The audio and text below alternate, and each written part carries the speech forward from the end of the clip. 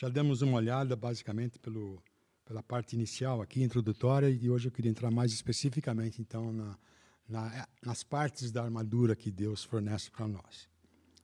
Mas, então, vamos ler o trecho todo, o parágrafo todo? Se você quiser acompanhar a leitura. Finalmente, fortaleçam-se no Senhor e no seu forte poder. Vistam toda a armadura de Deus para poderem ficar firmes contra as ciladas do diabo. Pois a nossa luta não é contra seres humanos, mas contra os poderes e autoridades, contra os dominadores desse mundo de trevas, contra as forças espirituais do mal nas regiões celestiais. Por isto, vistam toda a armadura de Deus, para que possam resistir no dia mau e permanecer inabaláveis depois de terem feito tudo. Assim, mantenham-se firmes, cingindo-se com o cinto da verdade, vestindo a couraça da justiça e tendo os pés calçados com a prontidão do evangelho da paz. Em todas as circunstâncias, usem o escudo da fé, com o qual vocês poderão apagar todas as setas inflamadas do maligno. Usem o capacete da salvação e a espada do Espírito, que é a palavra de Deus. Então, nesse trecho final, na carta aos Efésios, Paulo ele está, então, alertando a família de Deus a respeito da realidade dessa batalha da qual nós fazemos parte, porque nós somos filhos de Deus, né? A batalha é de Deus, mas nós fazemos parte do exército de Deus, por isso é nossa batalha também, né? Batalha contra, como vimos, forças espirituais do mal, forças que são poderosas, são perversas, que são enganadoras, vindo da parte daquele que as Escrituras identificam como sendo o adversário de Deus, o diabo, Satanás, o pai da mentira, o maligno, vários termos que a Bíblia usa para identificar o autor, ou o que está por detrás dessas forças malignas, né? E a razão pela qual os cristãos são considerados, então, inimigos do diabo é porque houve um tempo na vida dos cristãos, na nossa vida, em que nós éramos mortos para Deus, não tínhamos consciência de Deus. É isso que Paulo diz, quando ele, lá em Efésios, diz, vocês estavam mortos em suas transgressões e pecados, isto é, antes da conversão, né? Nos quais costumavam viver, quando seguiam a presente ordem deste mundo, e o príncipe do poder do ar, o Espírito que agora está atuando nos que vivem na desobediência. Então, espiritualmente falando, nós estávamos mortos, nós éramos mortos ambulantes, por assim dizer, né? Mortos espiritualmente. E nós vivíamos, como Paulo diz, na condição de desobediência, de desinteresse, de menosprezo em relação a Deus. E Paulo prossegue lá em Efésios ainda no verso 3, anteriormente, todos nós também vivíamos entre eles, entre os filhos da desobediência, né? Satisfazendo as nossas próprias vontades e desejos e pensamento. Como os demais, éramos, por natureza, merecedores da ira de Deus, né? Então, esse é um retrato da condição que é natural da raça humana, que é própria da raça humana, né? É uma condição que é inata, com que todos nós nascemos. E Paulo, então, está dizendo, relembrando aos Efésios, a nós hoje, que esta não é mais a condição em que nós vivemos hoje, né? Essa é a condição do passado, antes da nossa conversão. E isso porque no capítulo anterior, Paulo já havia ressaltado esse fato, Efésios 1, 13 e 14, quando vocês ouviram e creram na palavra da verdade, o evangelho da sua salvação, vocês foram selados com o Espírito Santo da promessa, que é a garantia da nossa herança até a redenção daqueles que pertencem a Deus para o louvor da sua glória. Então, ao considerarmos a respeito dessa batalha espiritual, de guerra espiritual, é essencial que nós estejamos conscientes dessa realidade espiritual, né? Caso contrário, quando nós formos atacados, caímos nas ciladas, por assim dizer, de Satanás, nós vamos ficar confusos, né? Vamos ficar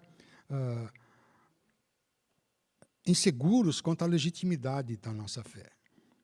Então, nós precisamos estar conscientes do significado de sermos salvos, de não sermos mais mortos ambulantes, por assim dizer, né? Então, a vitória de Deus contra as forças malignas do diabo, ela já foi consumada na morte do Senhor Jesus. Mas enquanto nós estivermos nesse corpo físico, que é próprio da raça humana, né, nós continuaremos sujeitos a sofrer atentados malignos. Isto é, nós não estamos isentos de passar por tribulações, né, por dor, por sofrimento nessa vida terrena. Tentando visualizar essa ideia, em junho de 1944, acho que nenhum de nós estava vivo, no auge da Segunda Guerra Mundial, as forças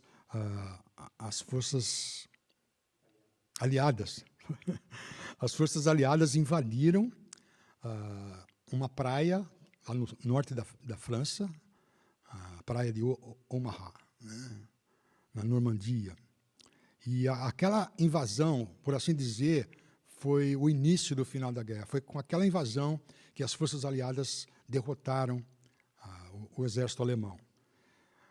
Mas a vitória não aconteceu naquele dia. Demorou praticamente mais um ano para que o cessar de fogo fosse assinado. Durante todo o ano, as forças aliadas então tiveram que ir fazendo com que os alemães retrocedessem até chegar a Berlim. Então, somente depois de um ano é que a guerra realmente acabou, né? E, de certa forma, isso serve como uma ilustração do que acontece na experiência da vida cristã. O Senhor Jesus já ganhou a batalha, a vitória já está ganha. Mas nós estamos agora nessa fase de retrocedendo o inimigo, né? E esse dia vai chegar quando o Senhor Jesus retornar para, então, fazer com que o inimigo assine o cessar de fogo, por assim dizer, né? Paulo, então, ele estava dizendo para aqueles cristãos de Éfeso que, apesar de eles terem sido convertidos, estarem nessa nova vida, eles continuariam a viver lá em Éfeso. Nós sabemos que era um lugar de idolatria, de uma moralidade baixa, de paganismo, né? Então, Paulo está dizendo, olha, vocês estão no meio de uma guerra. Vocês foram tirados do mundo, de certa forma, pela salvação, mas vocês ainda estão no mundo, estão vivendo essa guerra, né?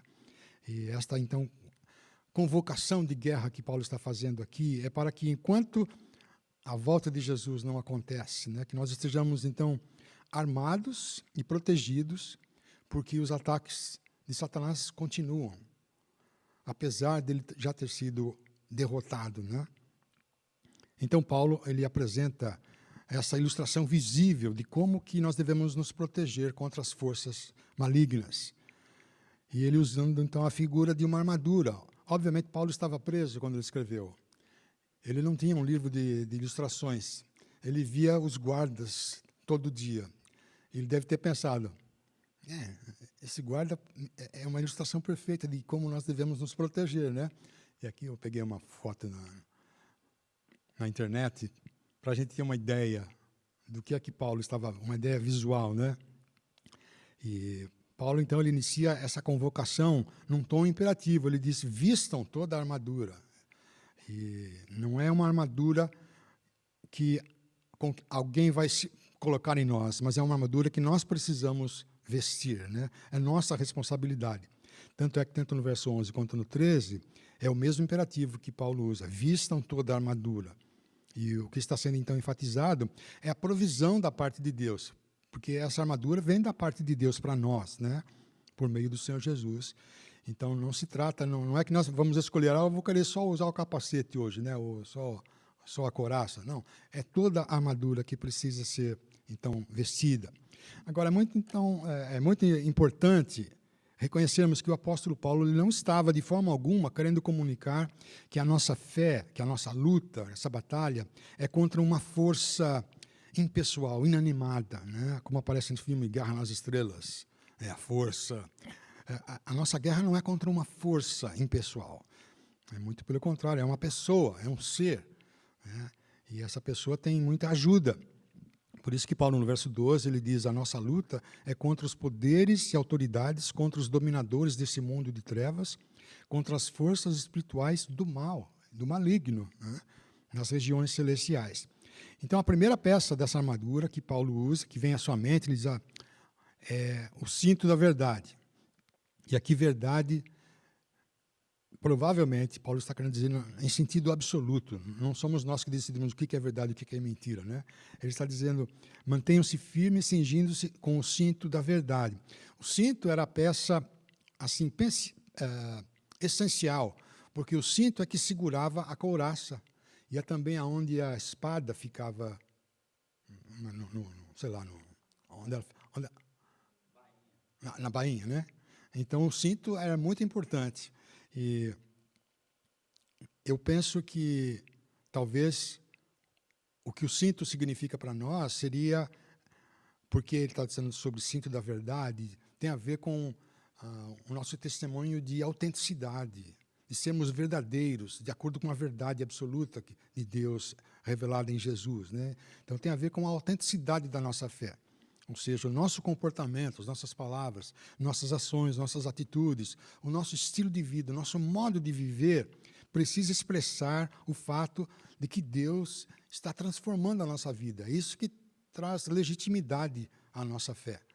Não pode ser uma coisa só da boca para fora, mas tem que ter a verdade absoluta que a vida de Deus em nós deve estar produzindo, né, no nosso modo de ser. Então, por exemplo, quando eu expresso uma atitude, vamos dizer, ofensiva, ou enraivecida, ou sem consideração para com uma outra pessoa, eu estou negando a legitimidade da presença de Deus em mim.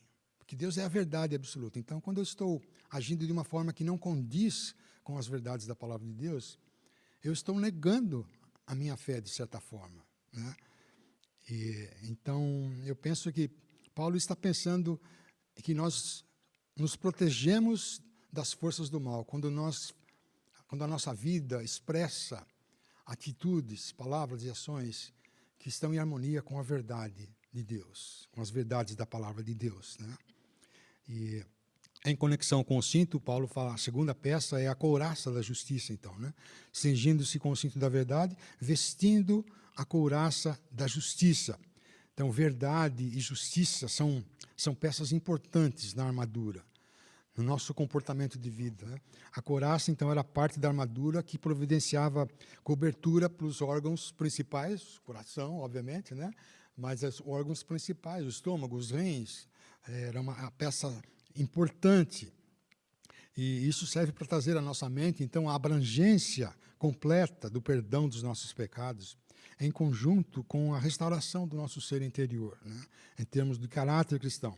Então, a couraça, ela pode muito bem simbolizar a morte de Jesus em nosso lugar, quitando a nossa vida moral diante de Deus. É como se Paulo estivesse se lembrando de Isaías 61:10, que diz assim, é grande o meu prazer no Senhor, regozija-se minha alma em meu Deus, pois ele me vestiu com vestes da salvação e sobre mim pôs o manto da justiça.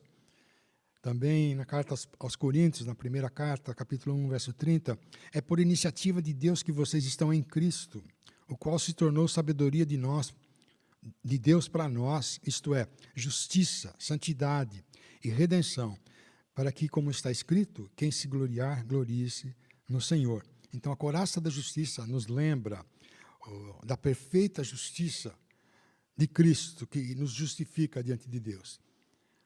Eu acho que essa ideia de proteger os nossos órgãos vitais, a nossa vida, né? E é por causa disso também que nós podemos ficar firmes na batalha contra as ciladas, contra as forças do mal. Porque quem vai para a guerra contra Satanás, com base nas suas próprias justiças, certamente vai ser derrotado, né? Tem que ser a justiça de Cristo, é essa que é aceita por Deus. Em outras palavras, quando eu declaro que eu estou vestido com a justiça de Cristo, mas a minha conduta, o meu testemunho de vida não condiz com essa justiça, então eu preciso questionar o meu conceito de justiça, né? Porque tem que ser a couraça da justiça, mas a justiça revelada em Cristo. Aliás, nós podemos resumir a mensagem da carta aos Efésios como sendo ser cristão é estar em paz, é viver em paz com Deus, ser amigo de Deus, né?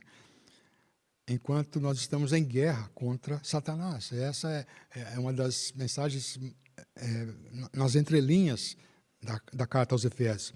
Se eu estiver em paz e contente com as coisas deste mundo, né, da maneira como eu vivo, com os convites que Satanás frequentemente faz, que são contrários aos valores, aos ensinamentos da palavra de Deus, então eu preciso me certificar do caminho que eu estou trilhando, porque o meu caminho precisa ser caracterizado não somente por verdade, mas por justiça, né? E essa justiça é a justiça que vem de Deus por meio de Jesus. E foi por isso que Paulo exortou os coríntios, 2 Coríntios 13:5, examinem-se para ver se vocês estão na fé.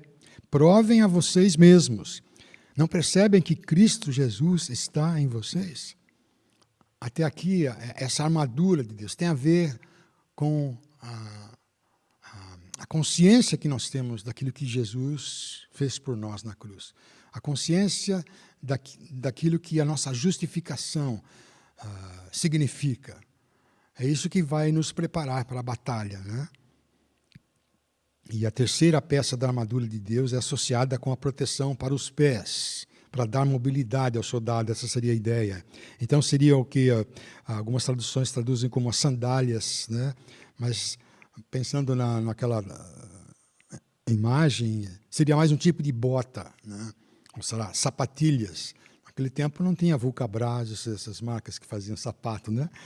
Mas, de acordo com um historiador judeu que viveu no primeiro século, Joséfos, Flávios Joséfos, uma das principais razões pelas quais os exércitos romanos eram tão bem-sucedidos nas guerras, né, tinha a ver com o tipo de calçado que eles tinham, que era um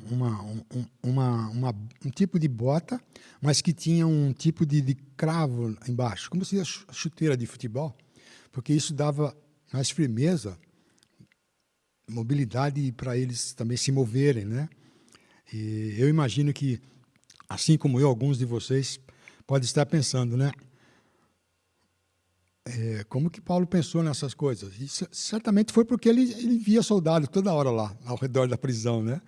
E ele não precisou buscar uma ilustração em algum livro, mas é bem provável que foi assim que ele deve ter chegado à conclusão de que essas partes de uma armadura elas trariam figuradamente algo que a palavra de Deus faz na nossa vida, né? Então, um cinto que ficaria seguro nas cinturas, que iria segurar a couraça, né? A couraça que protegeria os órgãos vitais do nosso corpo, e um par de botas, de sapatilhas, será? Para nos dar prontidão. De acordo com Paulo, tem a ver com prontidão. A segunda carta de Paulo a Timóteo, 4:2. Pregue a palavra, esteja preparado a tempo e fora de tempo. Primeira carta de Pedro 3,15. Estejam sempre preparados para responder a qualquer pessoa que pedir a razão da esperança que há em vocês. E voltando em Efésios, no verso 16, Paulo lhe menciona mais outra peça, que é o escudo da fé. Ele diz em todas as circunstâncias, verso 16, usem o escudo da fé, com o qual vocês poderão apagar todas as setas inflamadas do inimigo. A gente já tem visto em filmes, né, aquelas flechas que tinham fogo na ponta, né? E é isso que Paulo está fazendo referência aqui, setas inflamadas. E Paulo deixa claro que são todas, em todas as circunstâncias, apagar todas as setas inflamadas. Assim como Deus nunca chega atrasado, né, a provisão de Deus nunca é aquém das nossas necessidades. Então, especificamente aqui, o escudo da armadura, tipo de placa que eles usavam, não é aquele escudo redondinho pequeno do Capitão América, sabe? Mas era uma placa grande, né? De acordo com os historiadores, seria mais ou menos 4 pés de altura, 1,20 m, por 2,5 pés de largura, né? Então era uma placa grande, que daria quase para a pessoa então se esconder atrás dela, se precisasse, né? E o acabamento nas bordas era de metal, mas a placa em si era de uma madeira dupla, colada e revestida com pele, talvez de algum animal. Por isso que quando as flechas entravam, dificultava que o fogo continuasse, né? Então, abafava o fogo. Então, obviamente, não era algo que qualquer pessoa conseguia carregar, porque deveria ser pesada, não era qualquer soldado que conseguia carregar.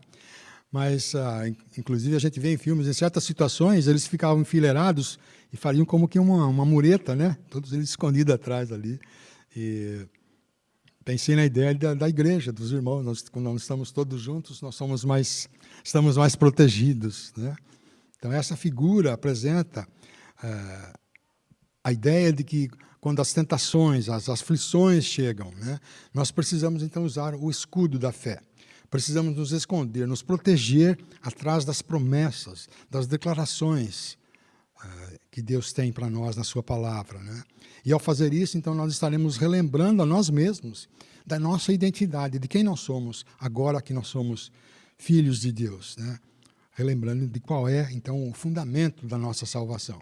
Do fato que a nossa salvação não depende de coisa alguma que nós possamos fazer, mas única e exclusivamente do que foi feito por nós, em nosso favor, né?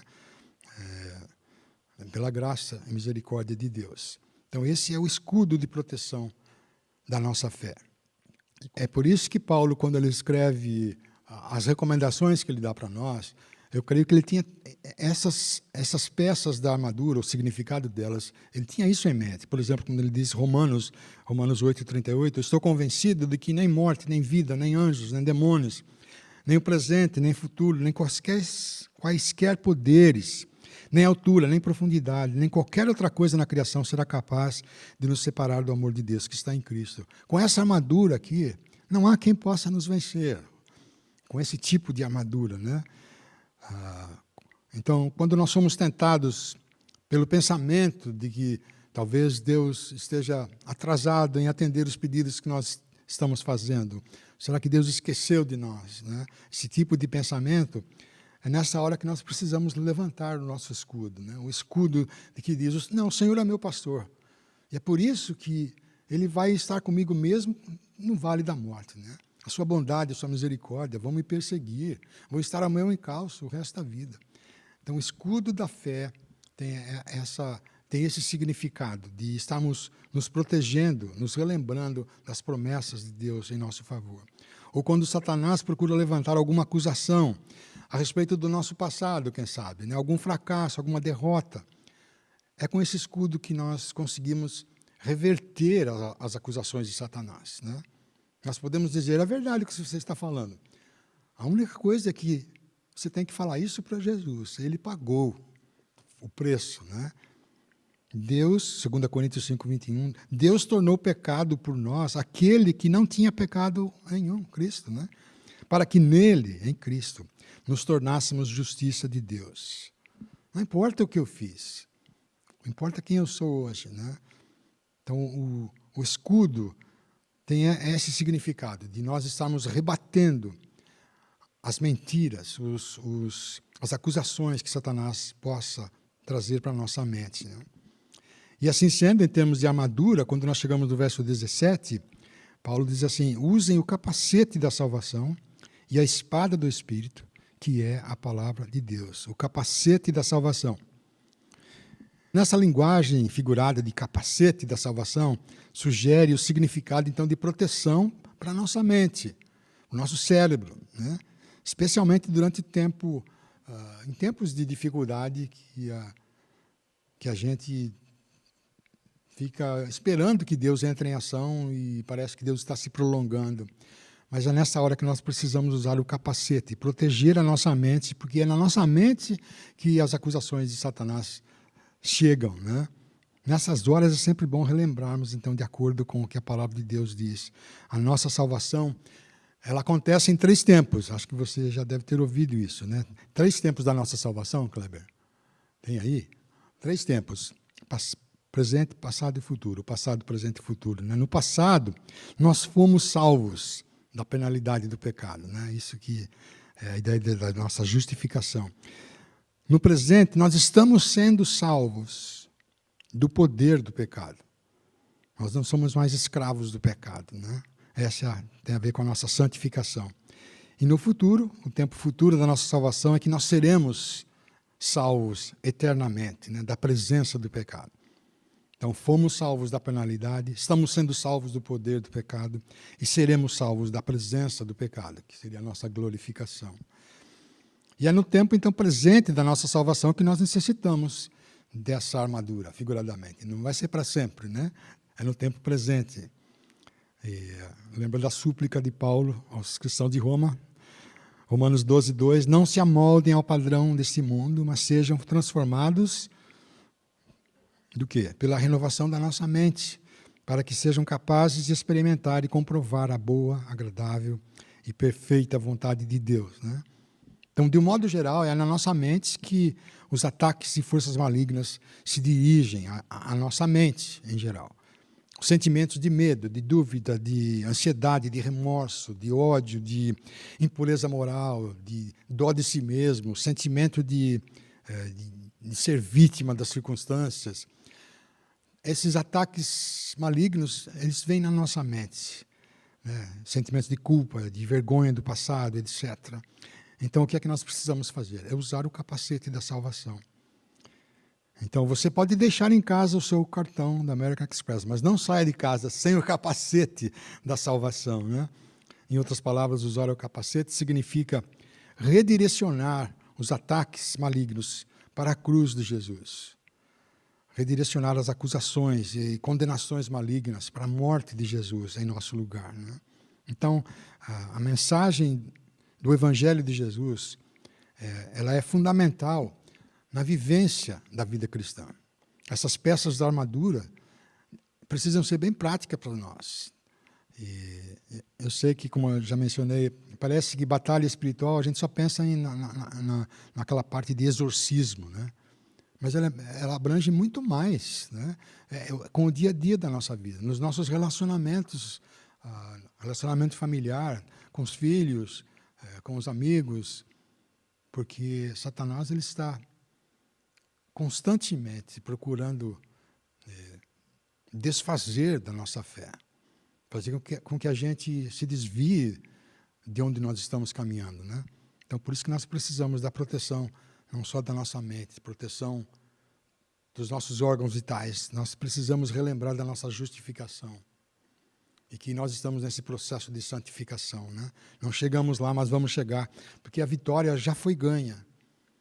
Agora são só essas batalhas que nós estamos vencendo com a força de Deus, não com a nossa força, né? Romanos 3, 21. Mas agora se manifestou uma justiça que provém de Deus, mediante a fé em Jesus Cristo, para todos os que creem. Não há distinção, pois todos pecaram e estão destituídos da glória de Deus, sendo justificados gratuitamente por sua graça, por meio da redenção que há em Cristo Jesus, né? E depois de falar sobre essa armadura de proteção, ou armadura de defesa, por assim dizer, Paulo menciona especificamente duas armas que são de ataque, não de defesa, mas de ataque, e que complementam a armadura. A espada do Espírito, ele também vai dizer que é a oração, o exercício da oração, versos 17 e 18. Então, verso 17, usem o capacete da salvação e a espada do Espírito, que é a palavra de Deus. E verso 18, orem no Espírito em todas as ocasiões, com toda oração e súplica.